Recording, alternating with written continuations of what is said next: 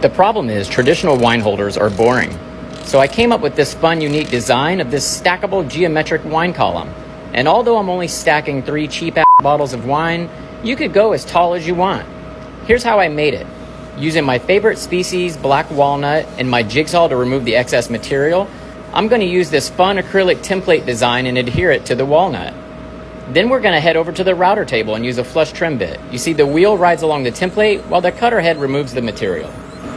You see, everyday people enjoy a good glass of vino, and they're all searching for fun ways to store a few bottles at a time. We're not all connoisseurs with a wine cellar, am I right?